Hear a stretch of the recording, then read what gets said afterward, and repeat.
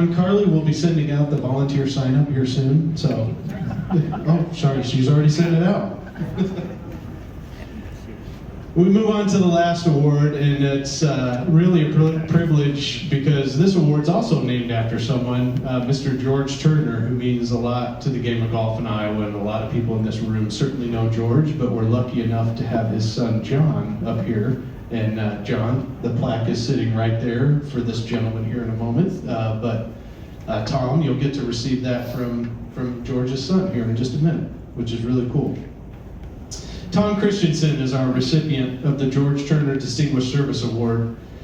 This award recognizes individuals who have made contributions to the game of golf in Iowa that go above and beyond nearly everybody else. Tom Christensen, who's an honoree, certainly meets that criteria.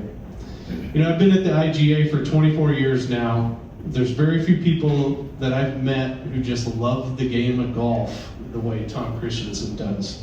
And I know that because I've seen it through his service and his passion when serving. Tom joined the IGA board in the fall of 2005, and maybe our board's unique, but you can serve up to 15 straight years. Tom did just that, finishing his decade-and-a-half run in 2020. And unlike the board, our committees you can stay on kind of forever if you want, and Tom's done almost that. He's been very active in our Rules and Competitions Committee. He served for more than 20 years. He had an extended stint as the chairman of that committee. He's also served on our IGA Foundation Board for many years. What always struck me about Tom from a committee and board perspective was that he always put what was best for the association or the foundation at the forefront, even if those decisions didn't necessarily jive what was best for him as a person. And I thought that was really commendable. He was a true advocate for the IGA wherever he went, but especially in the northeast portion of the state and at his home club of Sunnyside and Waterloo. In addition to his service directly on our boards and committees when he isn't playing, Tom's routinely come out to IGA championships where he volunteers. He's done everything from being a ball spotter to a registration table to a starter to a scorer to being an on-course rules official. And one kind of funny story was one of the first events I remember Tom working as a rules official was a women's collegiate, kind of small school collegiate event we had at Lake Panorama. And Tom was kind of asking me some questions at the beginning, general questions. And one of them was kind of, where do I park my cart? You got me over on number 9. Where should I go? And I was like, well, for those of you that know number 9 at Lake Panorama, it's kind of a dogleg left, but there's out of bounds left, and it's pretty tight. I'm like, Tom, just go park out of bounds. You'll be out of the way, and you can watch from there. There's no trees in your way, and so that's what he does. And then later in the day, he kind of comes up and he's like, I think I screwed up.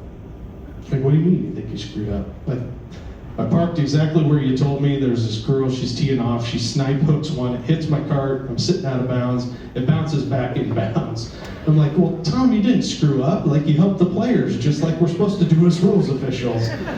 He's like, yeah, but that opposing coach wasn't real happy with me. I was like, well, think of it this way. If you had parked in bounds and her ball went out of bounds, that would have been a lot worse, right? So I thought that was funny. In addition to all the work that Tom did for the IGA, he's been a USGA committeeman since 2010. And just like for the IGA, he's carried that USGA flag proudly. He's been an advocate for them, just like he does for the amateur golf game all around. I have a great example of this as well. Recently, just this year, to show his true dedication to the amateur golf world, reluctantly, he said yes when the USGA called and said, hey, we'd like you to marshal out at Cypress Point for the 2025 Walker Cup. Now, a lot of people didn't want to take that assignment on probably the best piece of land ever to watch the best amateurs in the world play in the Walker Cup, but Tom stepped up and said, you know what, I think I'll go. So, yeah, Tom, thanks for taking that bullet when so many people weren't willing to go to Cypress this fall. But all kidding aside, he's been one of the most influential voices and has had a profound impact on the direction of the IGA the past 2 decades. He's deserved this award for quite some time, but I'm very proud to give it to him tonight. Tom, congratulations on being the George Turner Volunteer of the Year. Well, last person. hours, and you guys all want to go home, I can make it short. Probably gonna be 43 or 44 minutes is all. I've got to do a little housekeeping before I get going. First, I got to thank Chad for the wonderful introduction. That was a funny day at Lake Panorama. I've got to say Clint Brown's name right away. He asked me to mention his name in my speech, so moving right along. First of all, I'd like to congratulate all the winners of the different awards, Morgan and Stephen. I don't know where everybody's sitting. Mike, Matt, Course of the Year, Red Oak, Hickory Grove, and then of course the Players of the Year, Morgan, Braden. It's not too late to become a Hawkeye.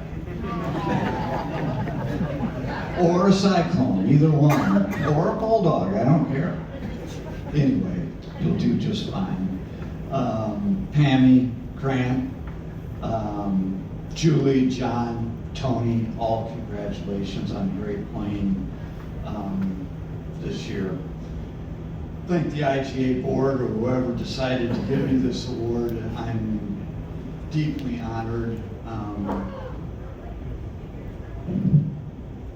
Wasn't gonna do that.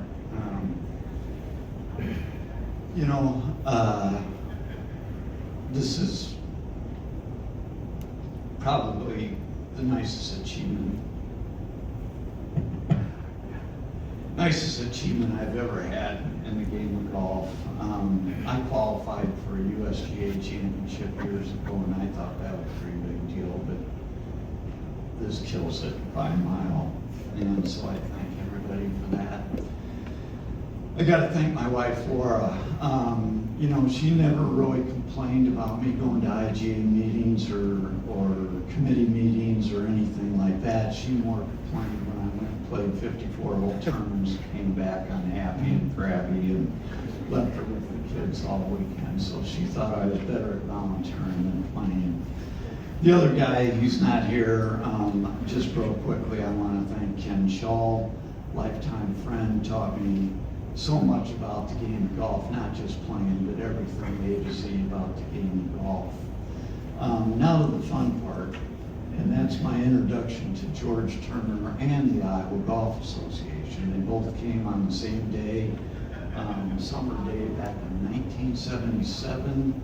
I was a 17-year-old junior in high school, and he was the starter on the first tee of the state am. And in those days, the USGA rules guys wore khaki pants, short sleeve blue button downs, and that's what the IGA guys did.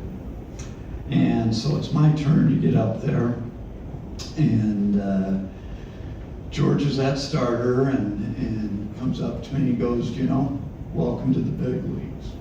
This isn't any 9-hole high school golf tournament. This is a big boy tournament. You're gonna be nice to your playing companions. You're not gonna bitch and moan, and you're gonna play golf. And he was rather serious, and that set me back. And of course, I will not blame him for missing the cut, but that put me back. What's very ironic about the whole thing was the next year, the state am was at Thunder Hills in 1978. And that's back when the IGA state am was 72 holes and the final round was 36 holes. And I made the cut.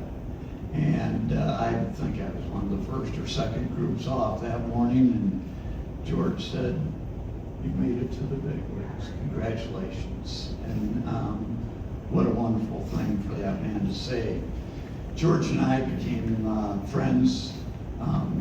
I don't think reluctantly, but it was slowly over the years. Through the IGA board committee meetings, I was always asking him questions about what the game was like when he was my age at that time. Hell, I had to look it up. I think he was 48 when I was 17 at that first tournament. So he had all the experience to share with me. And our conversations were on golf, but more they went away from the game of golf, and he talked about his wife, his family, his kids, and how important those things were, to make sure you're giving to them, giving to others, and really set a good example for me. I am so grateful that I learned and I listened from George Turner. He made me a better person, I think, and I'm just, again, I'm grateful for his mentorship and everything he's given me. Just to highlight, and I'm a little worried because Rick Brown's here, because he'll probably correct me on some of this stuff. Maybe not, I don't know. Feel free to. Some of the stuff I've witnessed over the last 30 years with the IGA, I wasn't officially on the board when there was one executive director for the IPGA and the PGA, or the Iowa Golf Association. But I was part of a group of fellows that we wanted to have our own golf association, our own executive director. And I was there, and of course, Bill Dickens came, I think it was in 2002, and Chad took over 10 or 12 years later, I'm not sure of that. As Chad stated, I was on the board from 05 to 20, president at one time, and I was also on the foundation. And as Chad stole most of my speech, which I won't let him forget in the future, I was on the handicap, I am on the handicap committee, kicked me off the rules or the competition rules committee, but I'm still on the Hall of Fame nominating committee. I think one thing why I got kicked off that competition and rules committee is because we had to redo the point system every year. And I'm going to sure miss those discussions, I'll tell you that much. And as Chad added, I've been with the USGA since 2010. When I found out about this award, I immediately went to the competitive side of things and wanted to give some highlights that I have witnessed. And this is where I really get nervous about Rick Brown being here. In 1985, Clark Burroughs makes the Walker Cup team. 2007, a guy I know I played with in the State Am in the 1990s with, he happened to win the Masters. His name was Zach Johnson. As mentioned before, in 2008, Jack Newman, USGA Pub Links champion. 2013, Mike McCoy, USGA Mid-Am champion. 2015, Zach Johnson, the Open Championship at St. Andrews in the playoff. 2015, Mike McCoy made the Walker Cup team. 2021, Gene Elliott, USGA Senior Am champion. 2023, Mike McCoy, Walker Cup captain. 2025, Mike McCoy, USGA Senior Amateur champion. Who would have thought I'd see all those things happen in my lifetime, and that's extraordinary. My highlights of the IGA Association, of course, was the transition from Bill to Chad was seamless, nothing changed, everything kept going very well. A real highlight personally to me was the whole discussion and merger. I think it started in, I don't remember what year exactly it was, maybe it was 10 or 12, but with the Iowa Women's Golf Association and the IGA. Jill Blackwood, who's not with us anymore, and Carol Deathrow, and I, and who else was there? We were there also. We started discussions about the merger, had to win their confidence, and it all worked out well for both organizations, and I'm very happy about that. On a side note, I finally got to play golf with Carol and the wife-husband this last summer, and we really had fun. Mentioned earlier real quickly about Mike McCoy getting me involved with the USGA. I'll be forever grateful for him for getting me that opportunity. The next one, Chad and I talked about this for a long time, And Chad is really the only one that did anything about it and got it going. And that was starting the first state IGA Adaptive Golf Championship. There is a lot that goes into that tournament, and Chad should be very proud of the work that he did for that. Also, a very big highlight of mine, I believe it was 2018, when the World Handicap System was coming about. Caitlin was kind of a leader of a group of people that we had 3 or 4 conference calls during, I don't know, a 6-month period about the new handicap system, and the way she guided that call and led us down the path. I don't know if any of our recommendations went through or not, but it was a real highlight watching her or listening to her lead us through that. The last one that I'd really like to highlight during my lifetime, these IGA championships just continue to get elevated. We have banners, tents, caddy bibs, scoreboards, live scoring. This staff at the IGA just keeps pushing the envelope, and they keep racking up victories every time.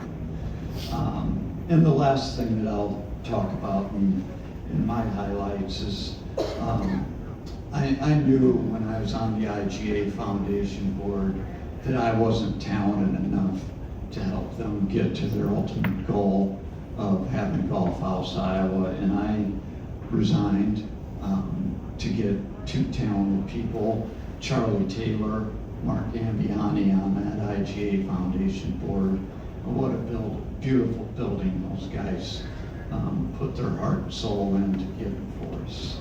I'm not crazy about the word volunteering for something, because I believe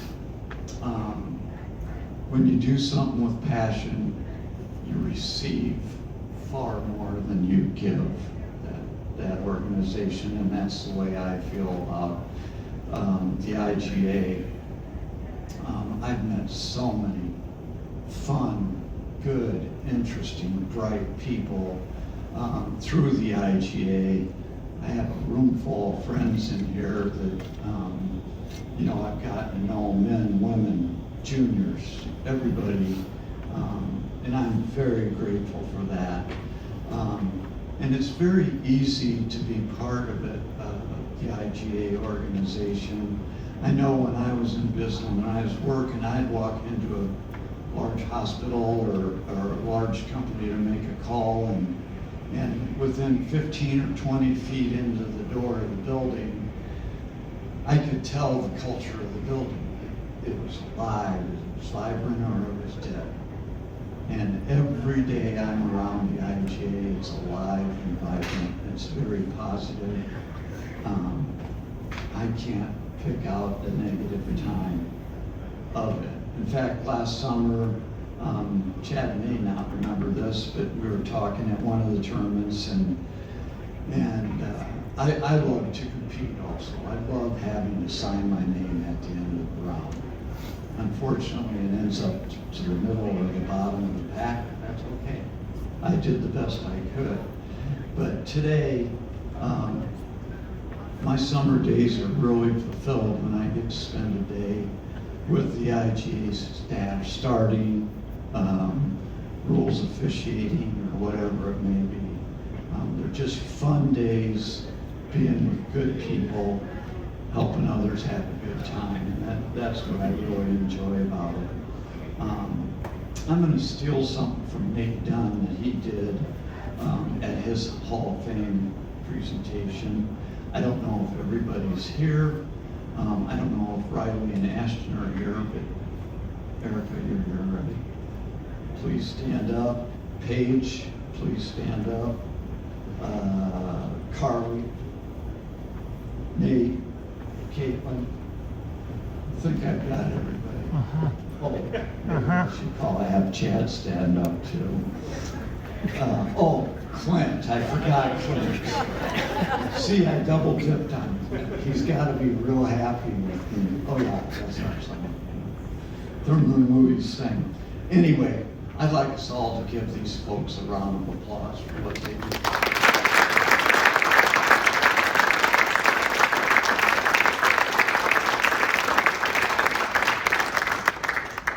Finally, and I promise this is finally, I read a quote that Mike McCoy made after he won the USGA Senior Tournaments last summer, and he said, "I love the USGA. I love the IGA, and I hope you all do too. Thank you very much."